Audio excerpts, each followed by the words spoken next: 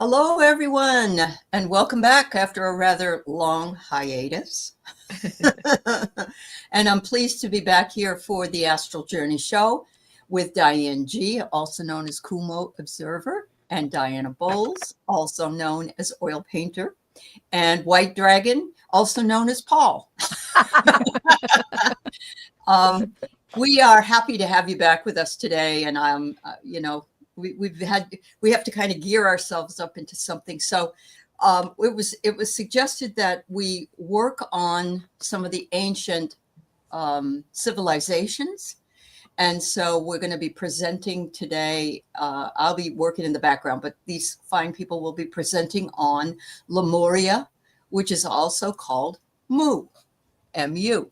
So without further ado, I will let Paul, White Dragon, open us up to what you need. And just tell me when you need either the sacred symbols, Paul, or the map. Just let me know. I just want to give a quick rundown of what's going galactically. It's over the holiday was very quiet, extremely quiet. I was going crazy. But a couple of things happened. You know, I got approval from Michael to expand the Minutemen teams to a lot. And I still don't know why. And the other thing that happened is I became aware that, you know, the Drax left the galaxy, most of them did. And there's still some like hanging around. The ones that missed the boat or the ones that didn't want to go. And they're being haunted right now, all over the galaxy, all over the galaxy. And we're finding them. They're hiding, but we're finding them. So that's really basically what's going on right there in that area.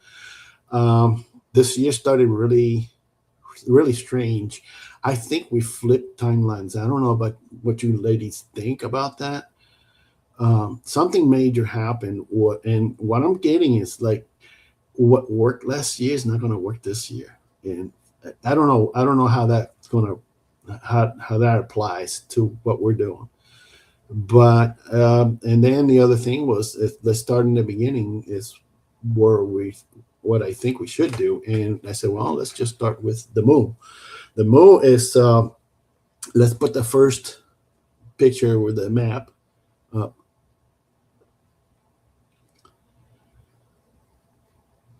Okay, this is from a book that was written in the 1800s.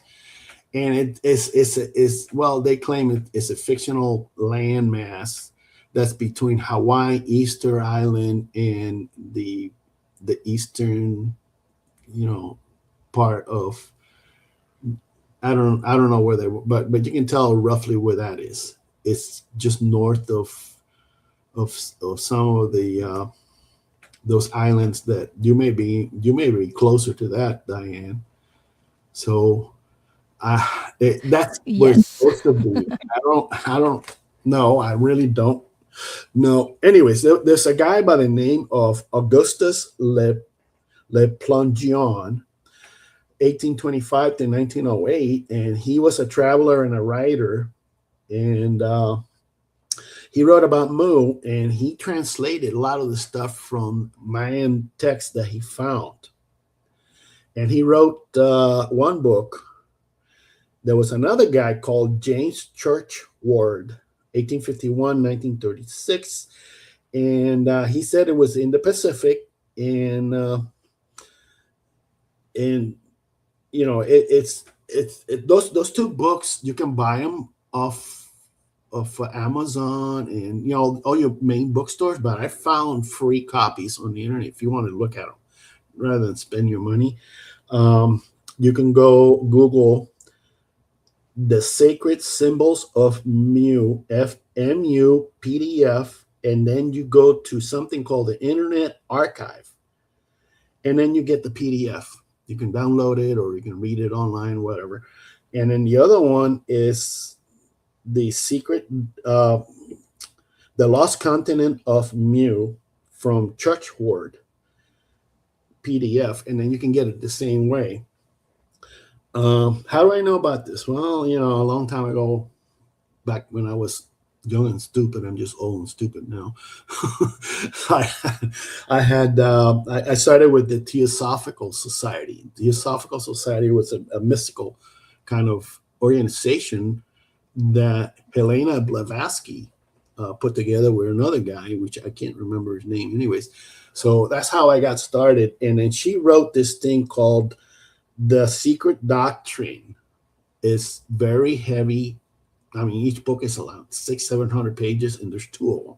You can get it the same way by doing a Google of The Secret Doctrine PDF, and then you can go directly to the Philosophical Society, and you can get you can pull book one, volume two, and you can read them at your own leisure. You don't have to spend money if you don't want to.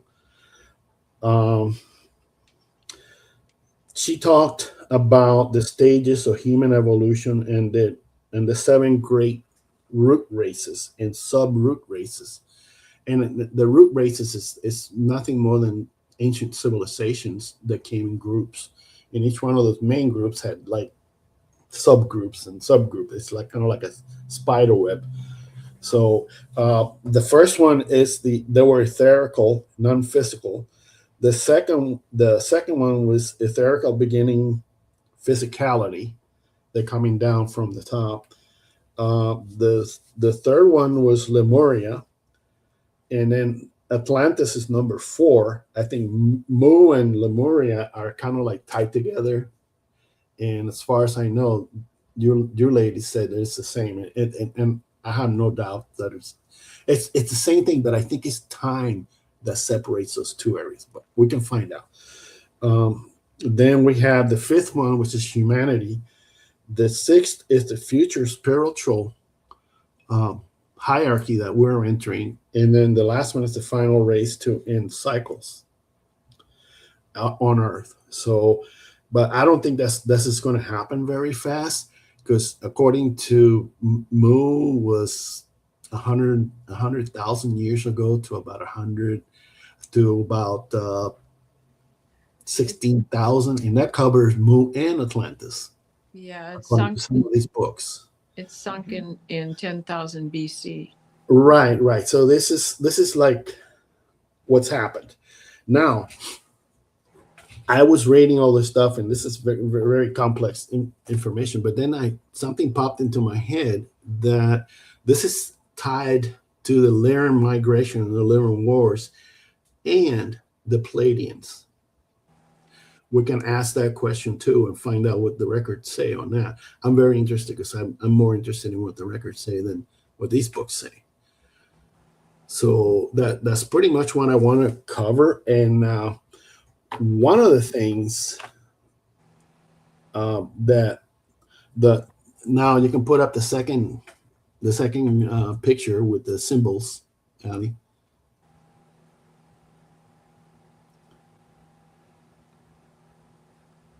This is from the second book by James Churchward, and he got all these symbols that he got from tablets or whatever it is. And I looked at these and I go, I know the first row, 1, 2, 3, the number 4 and 5 symbols. I have those on a wand when I started making wands a long time ago. After reading the Harry Potter books, I go, oh, that must be cool to have wands, and you can do all kinds of stuff with energy. Blah blah blah. And then I started making these crystal wands, and I made this special wand. You can tell how big it is, and it's got like a handle, and the blade fits into the other handle, and it's held together by a copper pin. Is that selenite? Selenite, and then the edge is flattened copper all the way around, like this. One side has a Herkimer diamond, and the other one has moldavite. The one with the moldavite has this. I drew these symbols. I didn't even know what they were.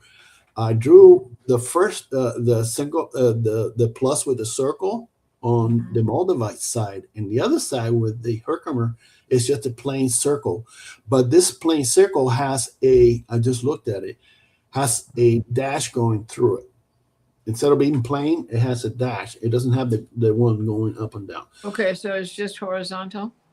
Yeah, just horizontal. Okay. Not the circle, not the. I thought it was the plane, but then I looked at it and I think this is tied together. I don't know. I mean, we can find out.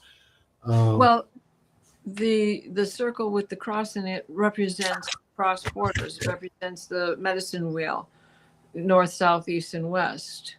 And what you have with the plain circle, these are hieroglyphs, Navajo hieroglyphs. Yes. And so with the plain circle with this is talking about the Earth's plane, the whole of the Earth's plane.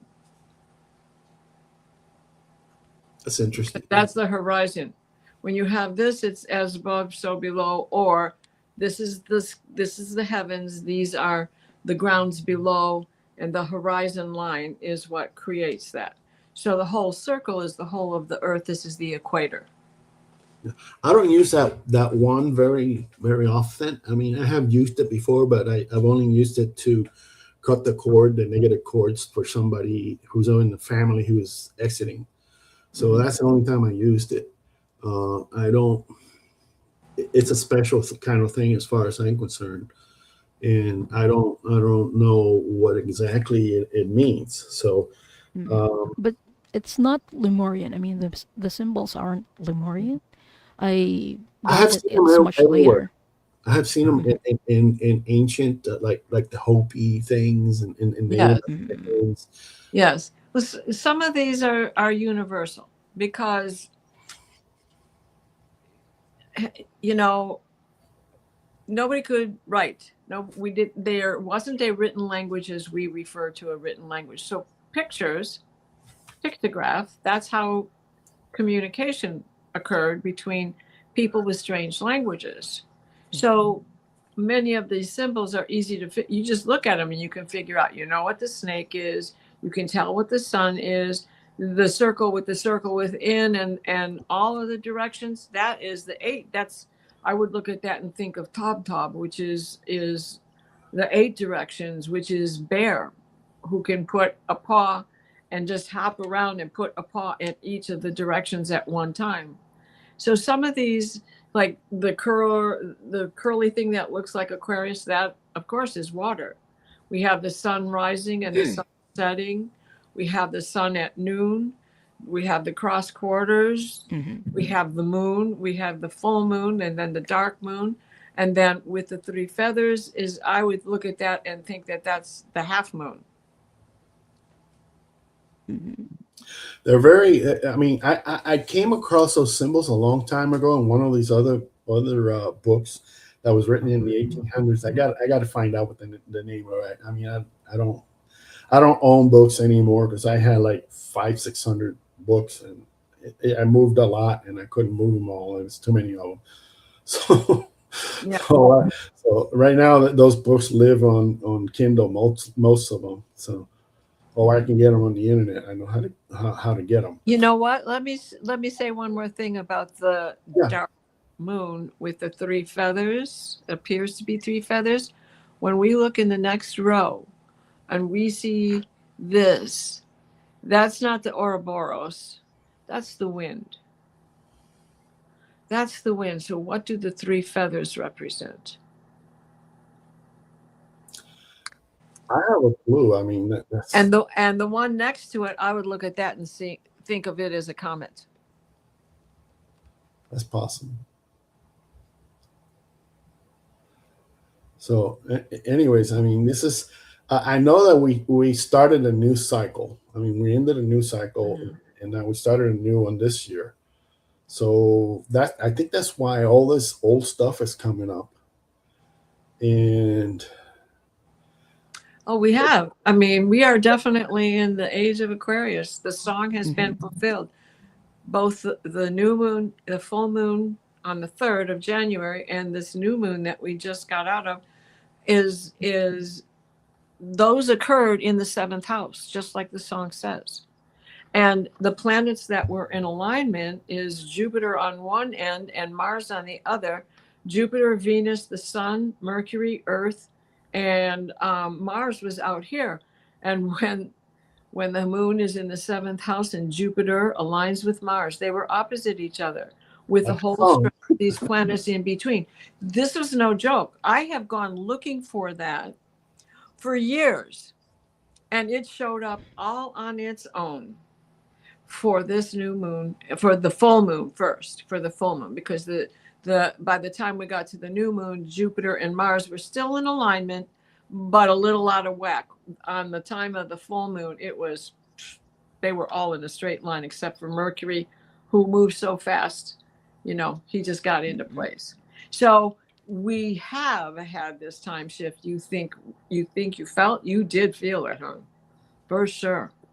Yeah, it happened. It's brand new. We're in a blank page right now, and it's what we make it. It's really that's how I feel. But we can't move forward until we know what the back is, the background is. So that's why I wanted to make sure that we can look at the Akashic record to see what they say, that you guys can say about Mu and Lemuria, and see what that picks up. I can tell you what I have read and everything about it, and that is like, yeah, it's all together, and it's like a sequence. It's like a bead, one bead, and so the bead is something else, and then the bead is something else. It feels like a bead to me of civilizations. So, you want to open the records, Diana, or? Sure, I can do that.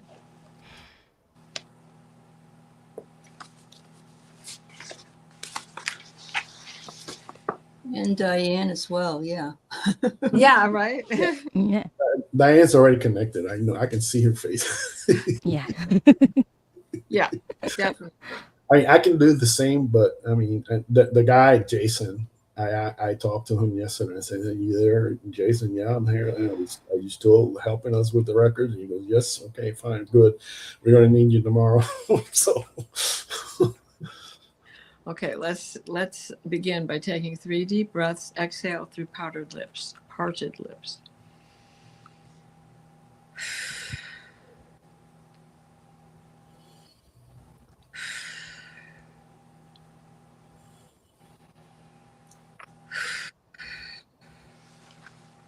We are surrounded by divine white light and the divine grace of the source. We ask Archangel Michael to protect and guide us as we create a sacred space and call forth all of our angels, guides, beings of light, and Akashic record masters. Assist us now as we bathe in grace of the highest truth, the highest frequency, and the highest vibration of light and love. Allow us to receive what is needed for the greatest good and the greatest healing for the greatest of all humanity. This is the opening. Blue Star Sun, we ask for guiding light from you to aid our ability to see, read, and heal what the records hold for all of us here today. The records are now open. Okay, so let's just ask the first question. Is Mu real? And take it away, Diane and Diana. So just to clarify, Mu and Lemuria are one and the same. This is something that we've read before many times, and it always comes up that Mu and Lemuria are one and the same. And whenever we read on Lemuria, the map that you showed a while ago, it coincides with Mu and Lemuria and Mu there in that area in the Pacific. So I just want to do a quick recap for the people who are just coming in. So the Lemuria is one of the, if you look at yin and yang, there's the yin and the yang part. There is the divine masculine and the divine feminine side of the yin and yang, which provides balance. So in ancient Earth, in our ancient civilizations, we had yin, which was Lemuria, the divine feminine, and the yang, which is the divine masculine. So usually when we do Akashic records readings on people, their very first incarnations are either in Atlantis or in Lemuria, although there are people who have had lifetimes in both. So yeah, just a clarification. Mu and Lemuria are one and the same, but Mu came from the word Lemuria. It kind of just got shortened as time progressed. So yeah, that's what Mu is, or Lemuria is. It's the sacred or the divine feminine aspect of Earth. And many people who are more inclined with the divine feminine, so those are more spiritually inclined people and starseeds incarnated on Lemuria. So if this topic resonates with you, chances are you've had lifetimes in Lemuria. Diana? You must not lose sight of the fact that at one time the earth was a weeble wobble, weeble wobble, weeble wobble. All the water was on one side, all the land was on the other. And as the continents began to shift, which we have later gone to call the continental shift, and the plates that are underneath everything that crack and separate and push land apart. We go back to the times of Lyra, and it's breaking apart, and it's sending seeds and prisms and other life forms here to this earth to begin. Lemuria is one big land that was part of the big continent where all the land was on one side. As it became more and more separated from the land itself, it was a bridge across. It was connected at one point, became the bridge, became the smaller continent, and eventually caved in on itself. But it began with the seeds of other life forms from Lyra, the Pleiades, Orion's belt, and all of those that we know. As it separated, what was discovered by Charles Darwin is the lemur. He's in these places that are so totally not connected, and therefore Lemuria became Charles Darwin's baby because of the lemurs, and that landmass was the connection that held it all together. As it separated, bits and pieces were left behind for Atlantis. The mountains, the islands of Hawaii were once mountaintops. The hollow ground underneath Mount Shasta was once covered in brown velvet, soft mosses. So do not lose sight of the fact that things shrink, and as they shrink, the survivors spread out and go in other places and bring with them language and customs and share information. And it doesn't matter what science wants to disregard now. It makes even more sense when we look at this continental drift as being able to separate more continental lands. End of transmission. Okay, so that's very interesting. I do feel that it's the same, but I also feel that the people that were on there were like the first that were like the first that took the steps for spirituality for this planet, and it spread from there. So this next question is for Diane, to try to see what's in there in the records for how does it relate to the Lyran migration and the Pleiadians, and because it feels to me like some of those Pleiadians that were migrating before they, one group went to the Pleiades, another one came here to Earth. That's how it feels to me. So I don't know if that's exactly what happened. So how does that relate to our planet and that migration based on the draconian situation? Lemuria was guided by many star races, but what pops in from time to time in the Akashic records are first the Pleiadians, mostly from the divine feminine star systems, which are Maya, or the Maya star system and Pleiades, it comes often and a lot during readings, as well as the Arcturians. The Arcturians actually visited Lemuria during that time and also taught people about energy and how to manipulate energy. So, just to tie in your question with Nathan Sipley's question, so how does it relate with Lemurian migration, and how does it relate to today?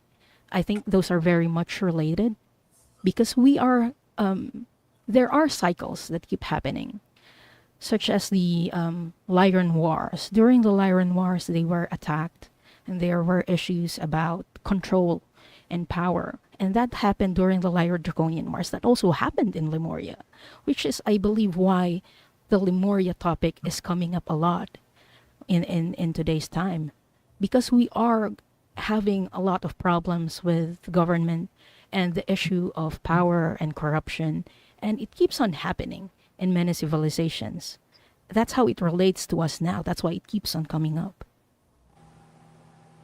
That's cool. That's really cool. You have any comments, Aley? No? Okay. The Lyran migration is very interesting because that, based on what Diane did with me, with my path throughout the cosmos.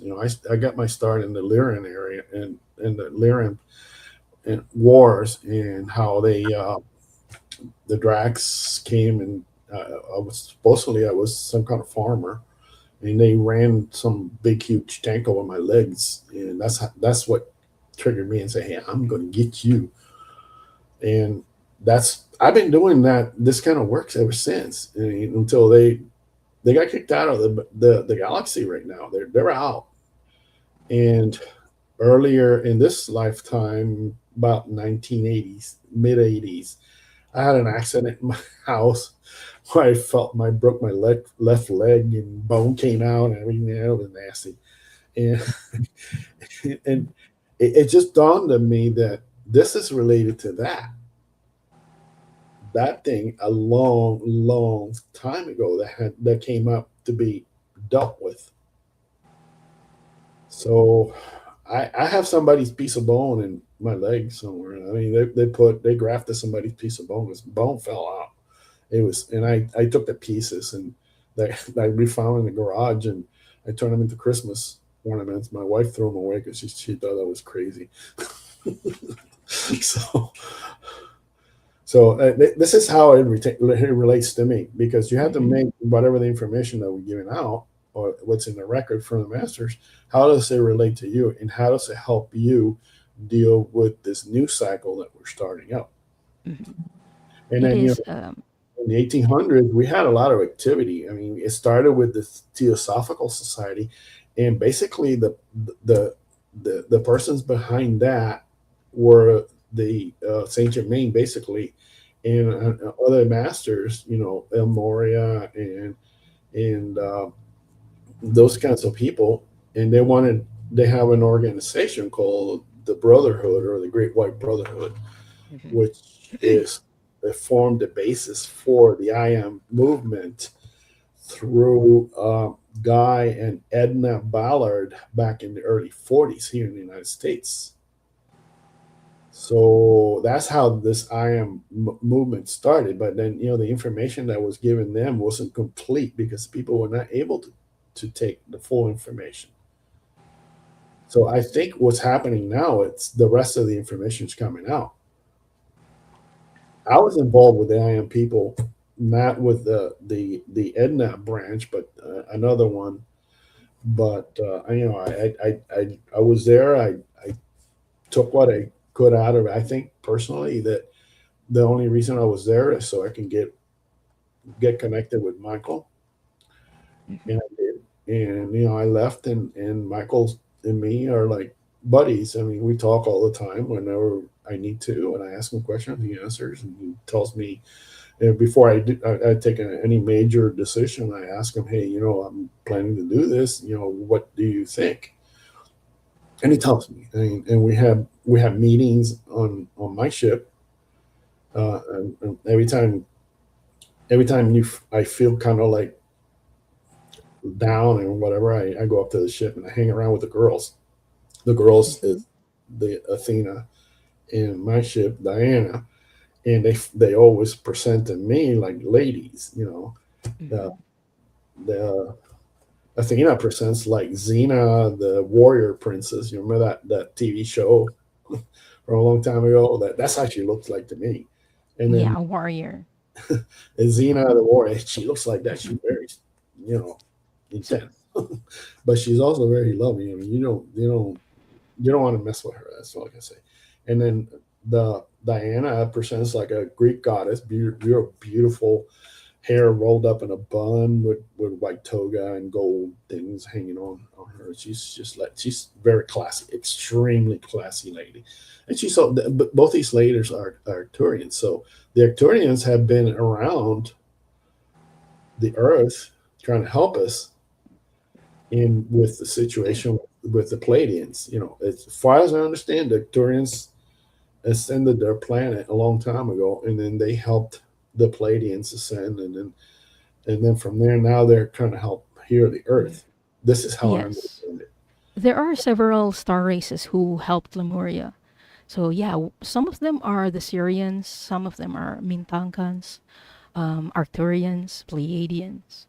So Leah Omega 8 has a question. Are any of us connected, I guess, to these wars? And to answer that, yes. Many of us in this community are connected to the Lyra Draconian Wars, even the Orion Wars, and even Lemuria. So Diana and I, we do Akashic Records readings every other Saturday, and we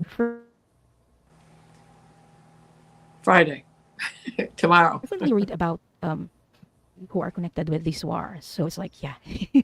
A short Yeah, answer is yes. I So mean the we war see has. patterns in the cycles that keep on happening, and it is a challenge. John Timoteo has a comment a while ago that I saw, and he said, it sounds like a deep seated conflict that was never resolved. And it also feels that way to me because it keeps happening. It's a way for us to learn lessons and really grow as souls. So yeah, many of us in this community are connected with this wars, Leah.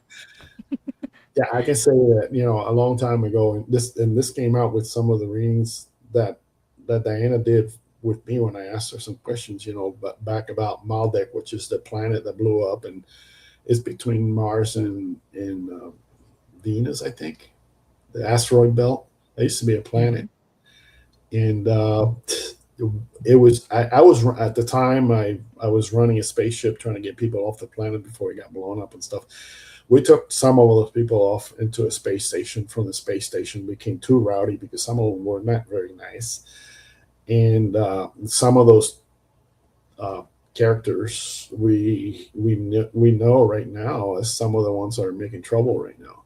Mhm. Um, so you know they got kicked off that station into Mars, and from Mars, you know, Mars had a war and the atmosphere was almost destroyed and so forth. And from there, they flipped over to the Earth and then landed around what Atlantis was at the time, and they Mhm. basically became the main reason why the whole thing was allowed to sink back into the ocean. So this is how I understand it, and it's a lot is based on some of the Akashic readings. I don't know if Diana, you remember that? Yeah, I'm sorry, I am definitely drifting out there, remembering life on Lemuria as it was in the other, in all of the different time frames that we have traveled through. It, what is the reason for evil terrestriality? I can't say it today. Sorry. It is the yin and yang, the feminine, the masculine. You can't have the light without the dark. You don't see it if you don't have the other to compare it to measure it with, to find the balance between. It is always there's always a lesson. It's a power struggle for some, and they want that whole power, but the power belongs to no one. The power belongs to each of us. not just one person.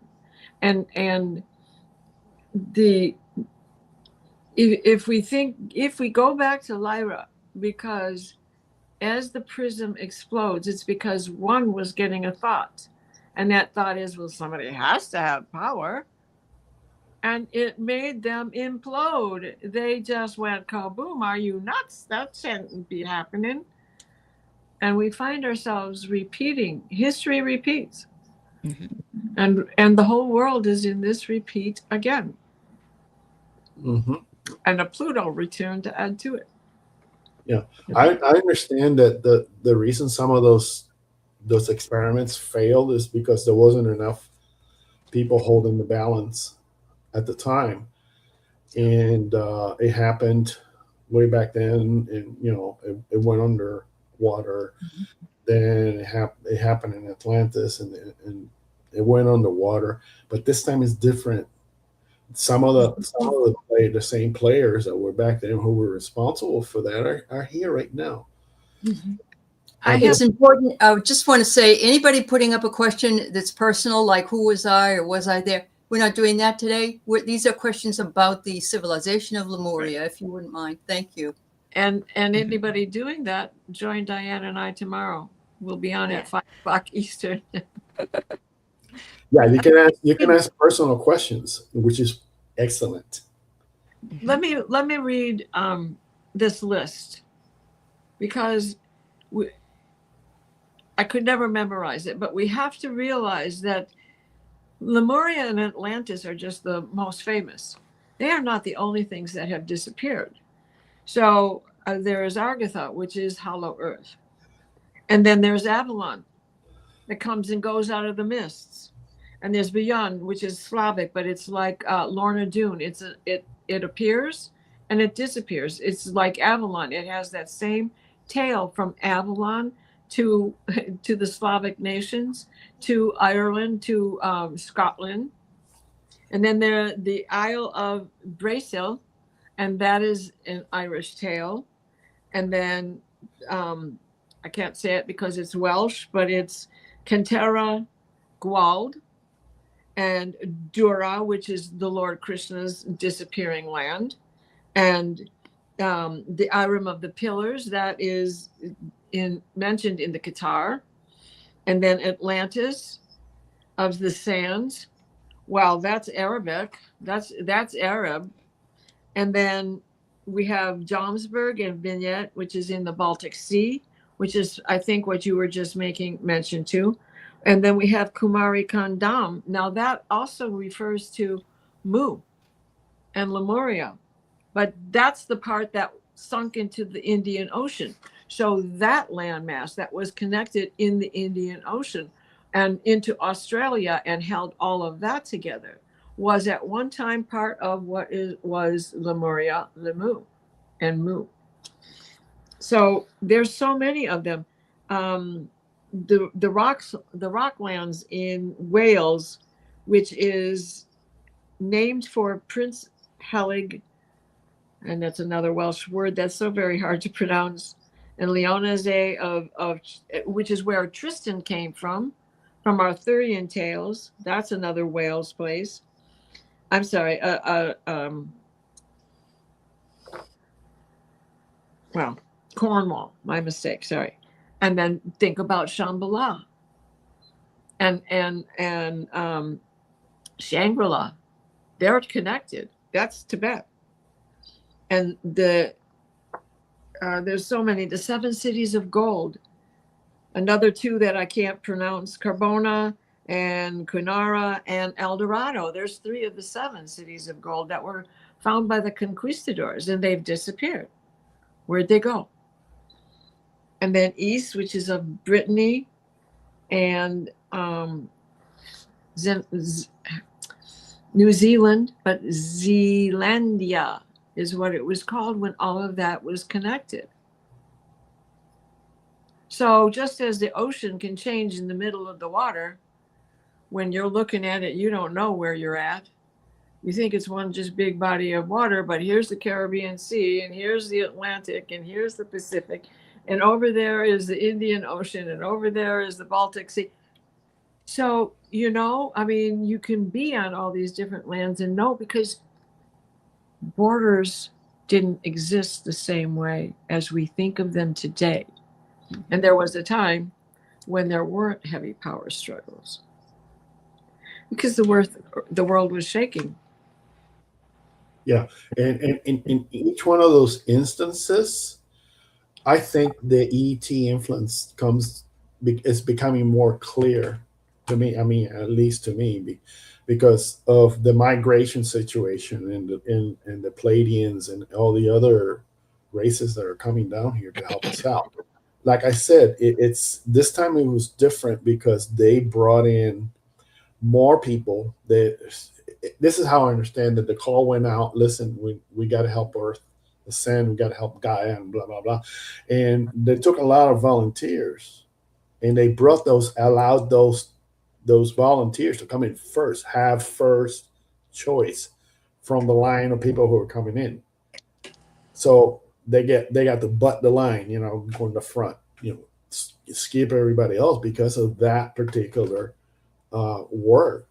And because of that, it hasn't blown up like before.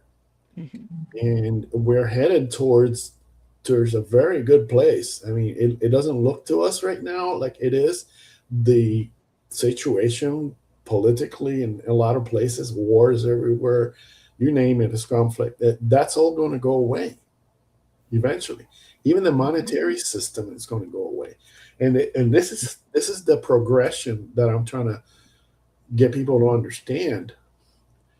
What happens when things follow a specific plan,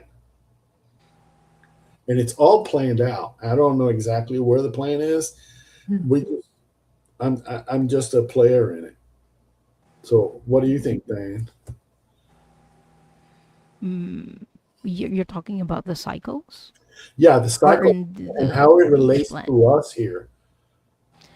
Well, when we're talking about like chaos, but we haven't really talked about what happened to Lemuria, how it ended. I just realized that. So for the people who are wondering, there were political instabilities towards the end of Lemuria and power struggles.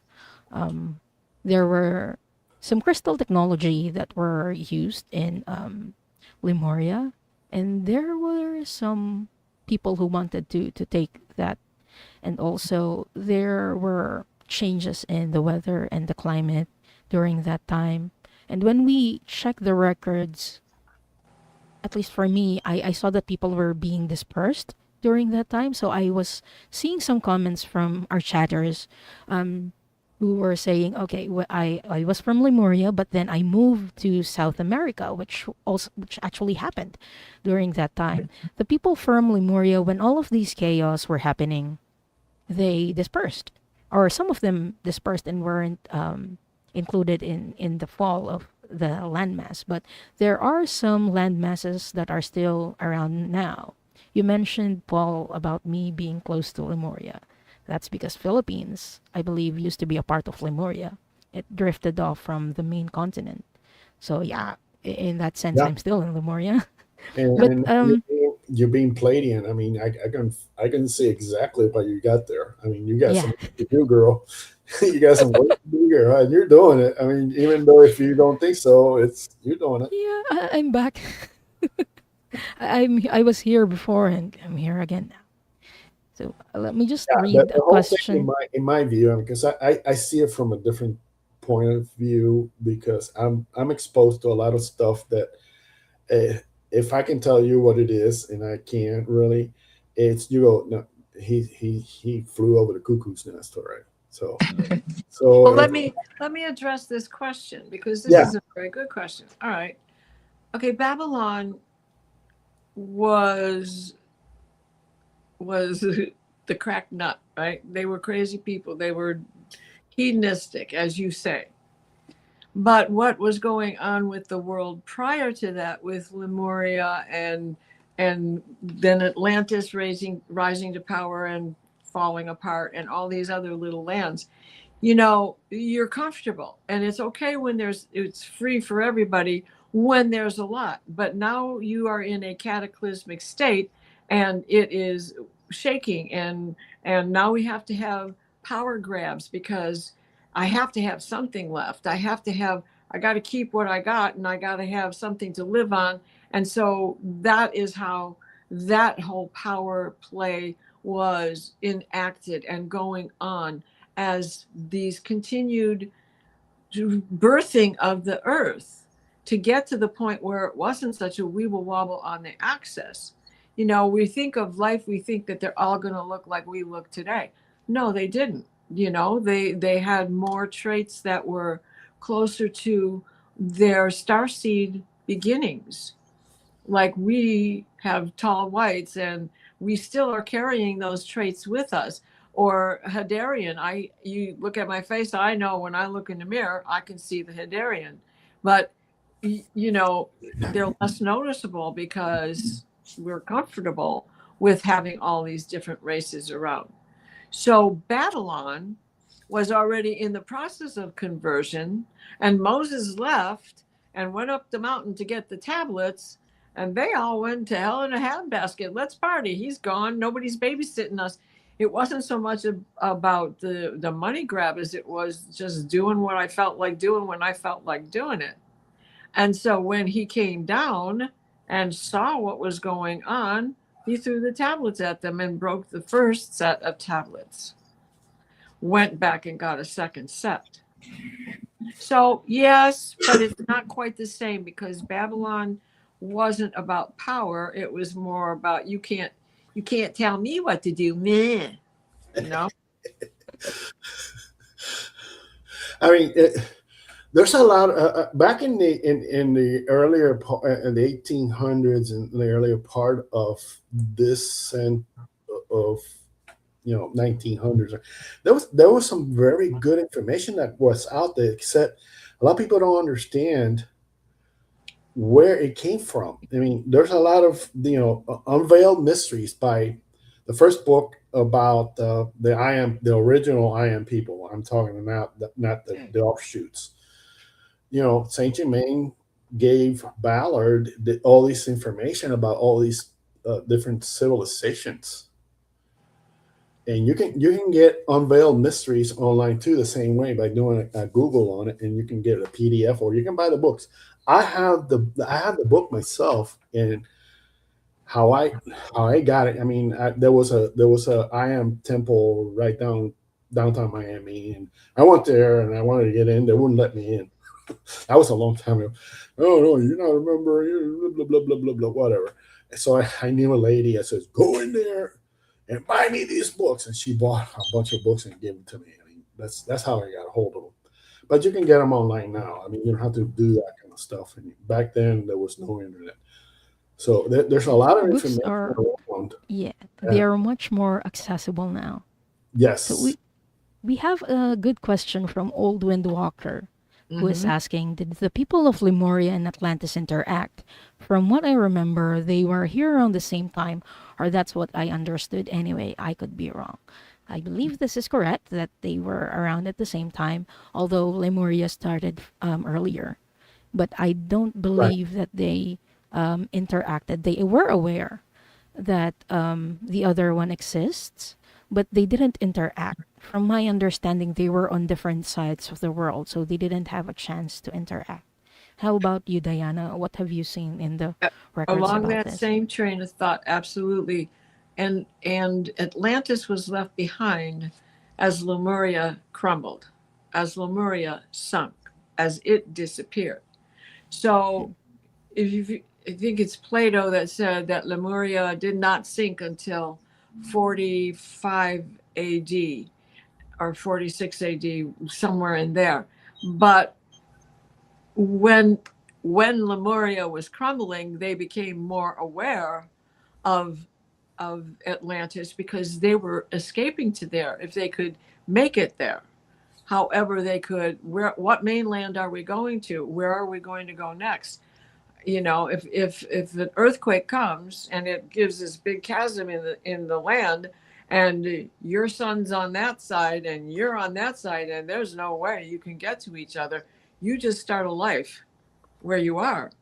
Yep. And so those from Lemuria that were left behind, some drowned, and they're considered to be the porpoises, right?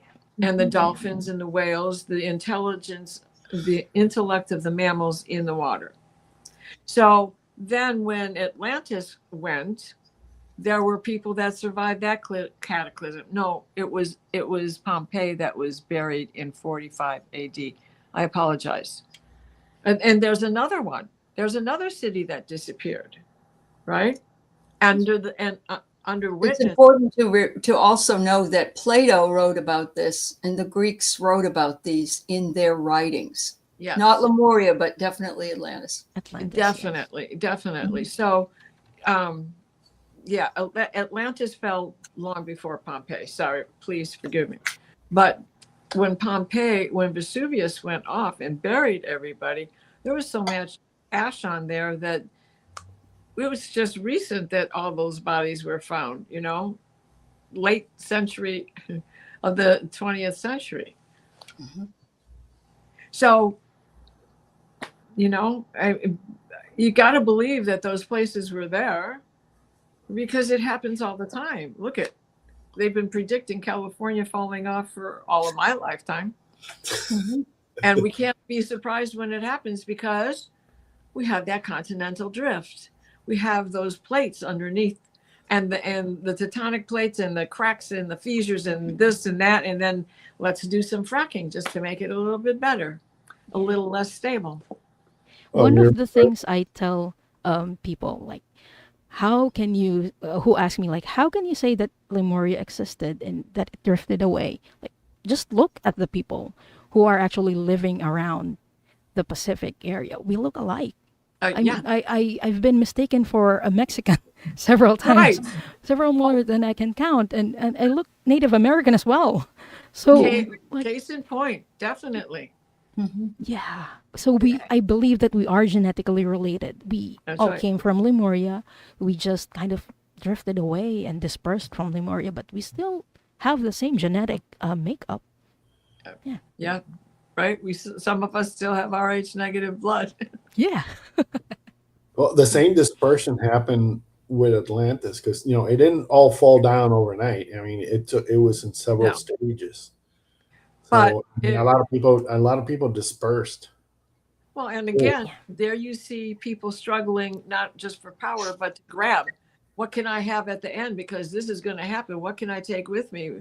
I want this piece and I want that piece, and now I'm going to rule. And if you listen to me, we're going to survive this. And they did. They just didn't survive it together, and not everyone survived. Just like always happens. Yeah, this whole subject is very interesting to find out, especially when we tie it to the records. What's in the records? If you ask me, okay, what some old guy somewhere wrote a book, or what's in the records, I'm going to take the records every single time, because that's actually what happened, not what somebody else thought happened. Well, and it just as the planets have their cycles, everything has a cycle. Everything is cyclical. We are born, we live, we grow old, and we die. Those are cycles. Yeah. Do you remember when everybody was having a fit over 2012? Around 2012, the world's going to end. Blah blah blah. Remember all that? Well, it didn't happen, and you know why? It almost happened though. Timelines. But they just figured out all you had to do was reset the clock. But the Mayans have been doing that forever and ever and ever. Mayan astrology takes a year that is 252 days long or something like that. I have learned Mayan astrology and I drift away from it all the time because I don't use it all the time.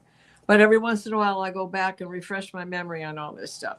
So it is cyclical, but it is cyclical that works with the Mayan calendar and not our Gregorian calendar. Yeah, the thing that I understand fully is that the people of Mu and Lemuria were very spiritual, extremely spiritual, and they had some technology, but it wasn't really what they were trying to do. Mhm. Everything that they could do with machines, they could do with their minds. Kind of like what The Atlantis end also with the machines and the things and all the inner circles and canals, circular canals. yeah, it's like the Arcturians. The Arcturians, anything they can do with a machine, they can do with their minds. Mhm. And they can teach you this stuff. I mean, how to teleport with your mind and walk through walls and do all kinds of stuff. It's part of the training, and Diane's going, yeah, because you've been Yeah. you've been through the training. You know what I'm talking about. Part of their DNA. Yeah. Part of their ancestral history. So if there's anyone else that has a question for the panel, we have 5 minutes left, and put it in as soon as possible, please. And I think we're going to be talking about Atlantis actually next time. when we Yeah. come back. I mean, that's assuming everybody wants to do that. I mean, this subject is very, very interesting to me, especially with the records. Next time, make sure we all get the email. I just noticed the two of you are wearing the same shirt. Oh, well, we psychically speak to each other from across the planet. Yes. Yeah. Wear dark red. Yeah. So Wear that red. Yeah. and who knows, what was going on in Atlantis with their ability with technology that they brought with them, who they were descendants of, that they weren't part of why the last of Mu sunk in the first place. Mhm. I know for a fact that I was in Lemuria, and I also was in Atlantis. So I know for a fact. I mean, how can I can't prove it to anybody. I just know. When they say archaeologists haven't found it, that's not true. And it starts with an A, and I can't think of it right now, but that is pretty much where they're pretty certain that is where Atlantis was. Mhm. It's the Azores, Oh, up in the Azores. That's way out in the middle of nowhere. yeah. Leah wants to know, can you learn your future jobs on ships from the records? And I would say yes, but that's more of a personal question that you could go on tomorrow and ask these girls. Yeah. Yeah, they can fix you up pretty good. So I mean, did we get? I'm sorry. Did we get a lot of questions here? Or We had 4 or 5 that came up. Yeah. good. Yeah, good questions too. Yeah, they were good questions. Very Then, well. I would suggest that if you have more, and if you start reading about it, you start looking, do some research. Yeah. What goes with you, what feels right to you, and that's what you should be doing. Because what I'm hoping people take from this is that, yeah, this is what happened and this is whatever, you understand it, but how does it relate to you now, and how does it help you deal with what's going on now? Because right now it feels like the situation has the focus is shifted to inner earth here. The inner earth situation has brought they want to come out from underground and help us out. That's what that's what it feels like to me. Now I don't know how it's going to happen, and I know for a fact that Mount Shasta is it's related to all this stuff with the Pleiadians. They may be the ancestors were Pleiadians that came over and moved from Atlantis before it happened. The situation happened. So I don't know exactly what that is. This is what I think. I mean, what's in the record is going to settle it, and that's perfect. But that's something that we can explore on the next episode about Atlantis. Yeah, that's something really interesting, and I know that it's in Unveiled Mysteries. It actually addresses that issue with the different civilizations. So it's very interesting subject. It is. So as we close, I want to wish and hope that all of you going through the storm are safe and warm and have enough to eat and drink and so on, blankets, whatever it is you need. And I want to remind you that tomorrow, Eastern time, Diana, what is it Eastern time? 5 Your o'clock show. Eastern. 5 Eastern, so that, and of course the Philippines is different because it's going to be already Saturday when Diane's Yeah. there. But It's 6 a.m. Saturday here. okay, very good. Which And- channel that's going to be on? It's probably, are you simulcasting on both Yes, of we your will channels? both Yeah. be Okay. simulcasting. Yeah. And give you us know, you those can ask little any thumbs up. questions. Yeah, you can ask the personal questions that you'd like from the Akashic Records Masters. So thank you, everybody. Thank you for all your comments, your questions, and Can for I spending close time. really fast? Yep. Since I opened publicly? Okay. Yeah. Yeah, All close it. So let us just close the way we began. 3 breaths, please.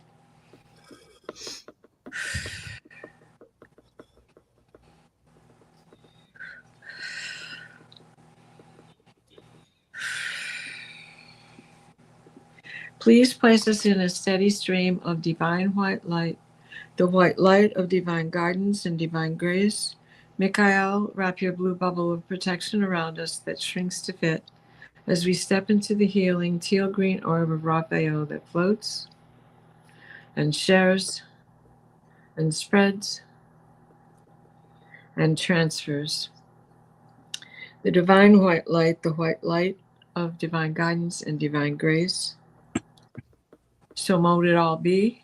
Please stay safe. 25 below here in Michigan with the wind chill. Wow. My poor little possums, I'm praying for them.